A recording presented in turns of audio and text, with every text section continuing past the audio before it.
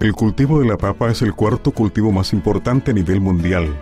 En Chile, la situación del rubro es similar, con cerca de 50.000 hectáreas sembradas y más de 1 millón de toneladas en producción. En definitiva, es un cultivo de una gran importancia económica y social, con 5 millones de jornadas hombre, estimándose el valor agregado de la producción nacional por sobre los 600 millones de dólares. En la zona sur, el cultivo es realizado por más de 30.000 productores. De ahí la importancia de proteger esta zona de las enfermedades que afectan a este noble producto. El área libre para producción de tubérculo semilla de papa, entre la provincia de Arauco y las regiones de la Araucanía, los ríos y los lagos, es un área protegida, siendo la base del sistema productivo de papa del país. De tal forma que cualquier evento de alto impacto en el rendimiento o calidad de semilla repercutirá en la producción nacional. Entre las enfermedades que afectan a la papa y precisamente a la valiosa área libre en nuestra zona sur están las plagas cuarentenarias, nemátodo dorado, marchites bacteriana y carbón de la papa.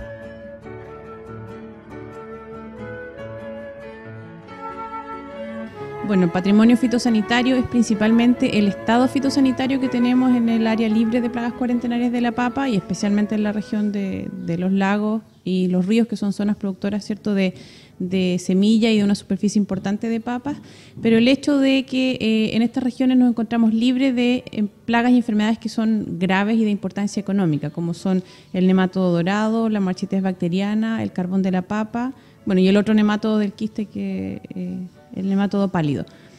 El hecho de estar libre de estas enfermedades tiene gran importancia para la región, ya que gracias a esto se puede producir semilla y papa de buena calidad sin tener que invertir demasiado o hacer grandes esfuerzos en control de estas plagas. Bueno, existe una resolución que establece que el país tiene un área libre de estas plagas cuarentenarias desde la provincia de Arauco en el Biobío hacia la región de Magallanes.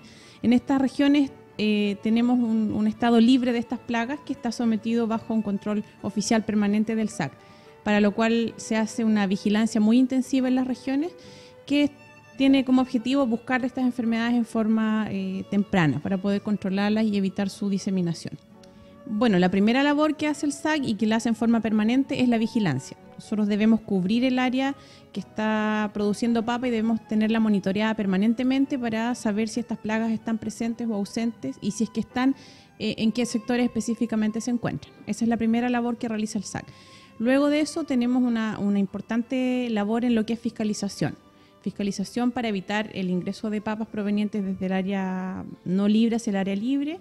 Fiscalización respecto al uso de semilla que ocupan los agricultores, de donde si la semilla es legal, la que están usando. Y fiscalizamos en el comercio, en el transporte. Y además del hecho de que los productores deban estar registrados ante el SAC, todos los productores. Entonces esa es la segunda labor de fiscalización. Y en tercer lugar tenemos acciones de cuarentena.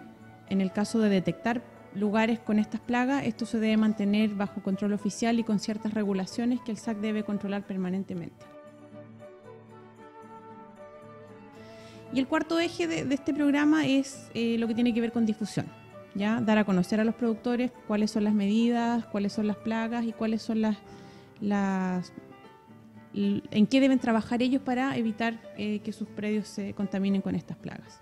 Cada productor es el que debe ser responsable con su predio, con sus cultivos, y él es el productor el que maneja todo el control. O sea, él es el principal beneficiado de no tener estas plagas presentes y el principal afectado en caso también de tenerlas.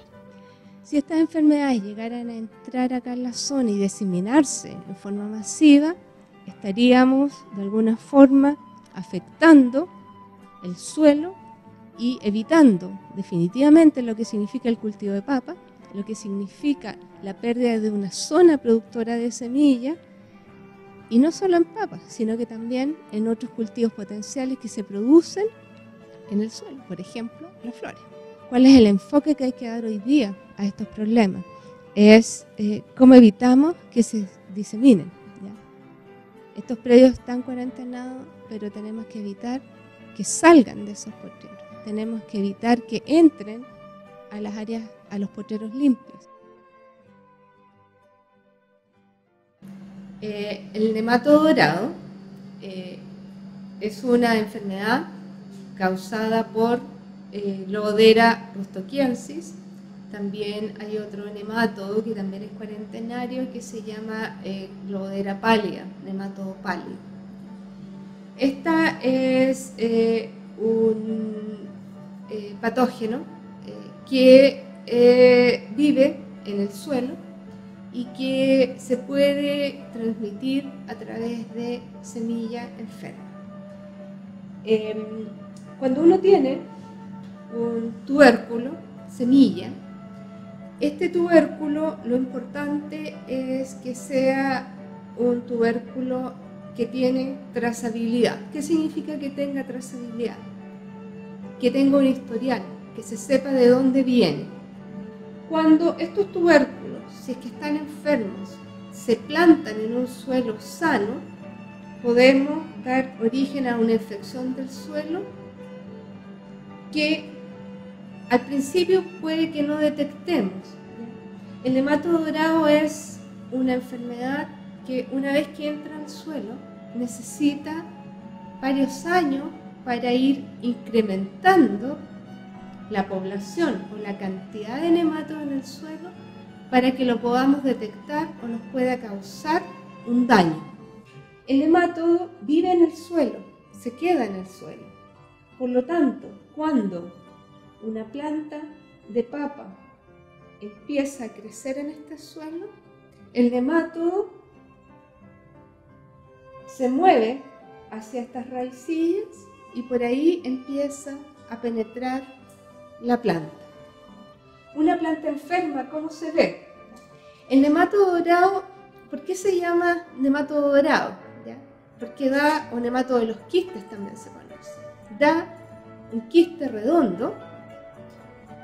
Dentro de este quiste redondo hay una serie de huevos y estos huevos dan origen a larvas. El quiste del nematodo dorado es capaz de producir una gran cantidad de huevos y de larvas.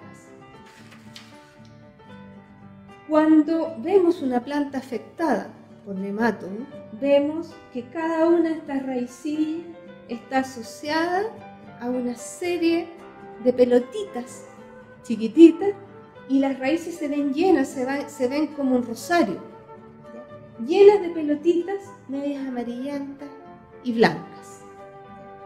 Cuando cada una de estas pelotitas se parte, da origen a los huevos. La pelotita es la hembra, que se llena de huevos, y estos huevos quedan en el suelo y dan origen a las larvas, las que son las que se mueven hacia el resto de las plantas para producir una nueva infección. Cuando tenemos la mayoría de las raíces afectadas por este nematodo, la planta tiende a debilitarse. ¿Por qué? Porque está compitiendo. El nematodo es un parásito y que empieza a alimentarse de la planta. Por lo tanto, ¿cuál es el primer síntoma en campo que vamos a ver? Probablemente son plantas más pequeñas, en ciertos sectores principalmente del terreno, plantas más débiles. Y cuando sacamos estas plantas, muchas veces en las raíces vamos a encontrar estos quistes o estas pelotitas asociadas o adheridas a las raíces de las plantas.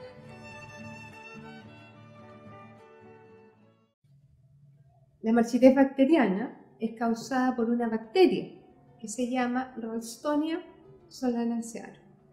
Esta es una bacteria que infecta la planta a través de las raíces, penetra en la planta y se moviliza a través de los haces vasculares o a través de los canales de la planta.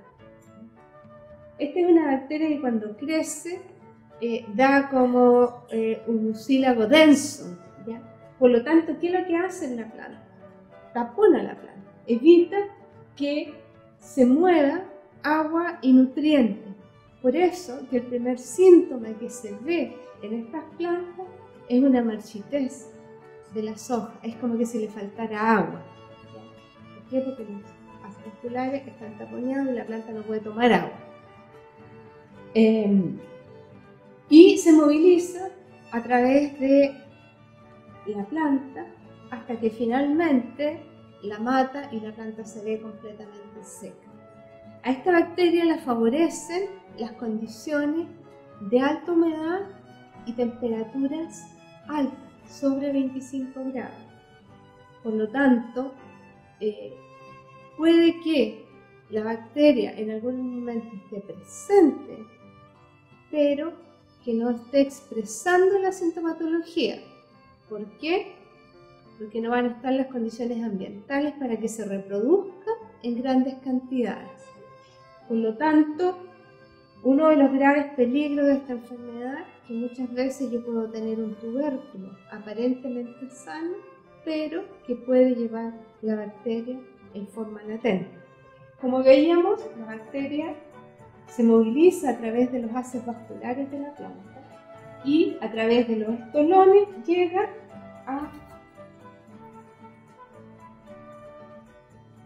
El tubérculo es un tallo subterráneo, es un tallo que se engruesa y forma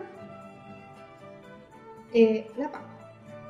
Los haces vasculares, si uno lo ve aquí, esos son los haces vasculares de la papa, de este tallo subterráneo. Muchas veces cuando tenemos machitez bacteriana de una planta enferma, entra por el estolón al tubérculo y se empieza a movilizar por este haz vascular.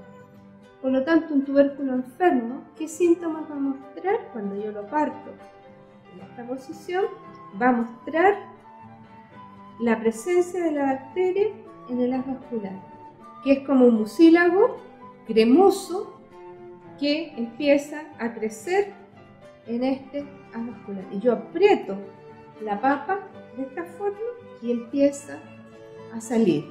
Y además empieza a necrosarse este haz vascular y empieza a formar una zona café, y que es el síntoma típico de la marchitez bacteriana. Pero como yo les he explicado, uno de los graves peligros de esto es que puede que no se esté mostrando claramente la sintomatología, pero que la bacteria esté presente. Entonces, cuando yo voy a usar este tubérculo como semilla, yo estoy transmitiendo la enfermedad y estoy infectando el suelo. Además, muchas veces, ya cuando tenemos un ataque muy grande en los tubérculos, que lo que se ve que la bacteria empieza a salir por los ojos de la papa, que están unidos a los haces vasculares. Y este tubérculo, como esto es como cremoso, viscoso, se empieza a pegar la tierra aquí. Entonces es bien típico que muchas veces cuando sacan las papas se ve que hay tierra pegada en los ojos, y eso es porque la bacteria está ahí presente.